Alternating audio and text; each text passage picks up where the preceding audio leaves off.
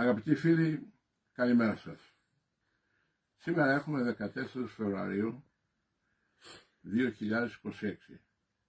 Οι μέρες αυτές, στη σκέψη μας, στη ψυχή μας και στη δράση μας, πρέπει να είναι αφιερωμένες στη Βόρεια Ήπειρο.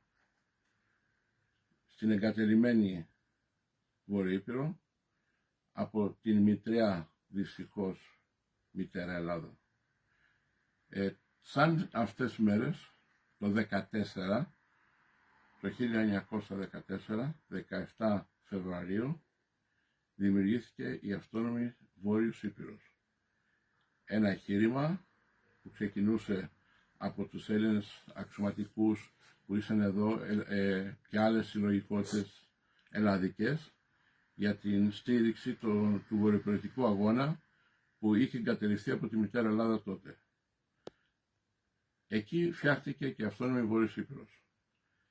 Εκείνη την εποχή, ένας από τους βουλευτές Βορείου Ήπειρου, ήταν η εποχή που είχαν νομίζω 8 βουλευτές στο Ελληνικό Κοινοβούλιο από τη Βόρεια Ήπειρο, ξεχασμένη φάση, είχε βγάλει αυτό το βιβλίο, Κωνσταντίνος Σκενδέρης, που έχει το χρονικό του αγώνα του βορειοπηρετικού έθνους 14-16.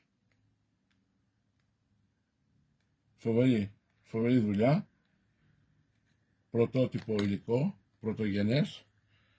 Αυτό το βιβλίο είναι ένα από τα βιβλία που τιμούν τον εκδοτικό μας οίκο, σε εκδόσεις Πελασγός. Εδώ και αρκετά χρόνια είναι καμάρι μας ότι έχουμε βγάλει αυτό το βιβλίο, όπως έχουμε βγάλει και άλλα βιβλία για την αδούλωτη στην ψυχή Βόρειος Ήπειρος.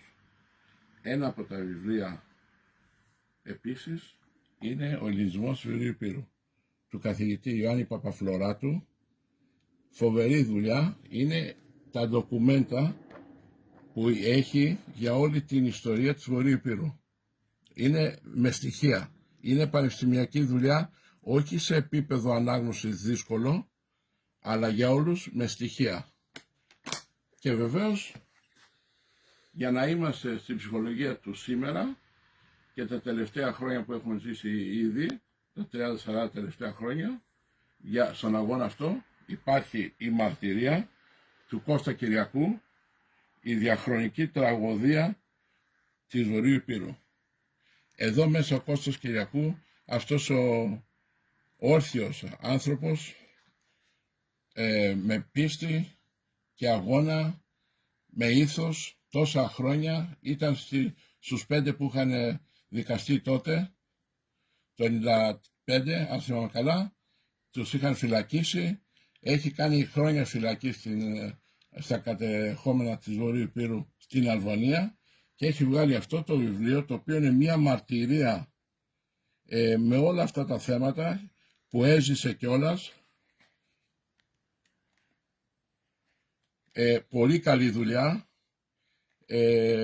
που αξίζει κάποιος να διαβάσει τη ζωή του βορειοπηρετικού αγώνα τα τελευταία 40 χρόνια.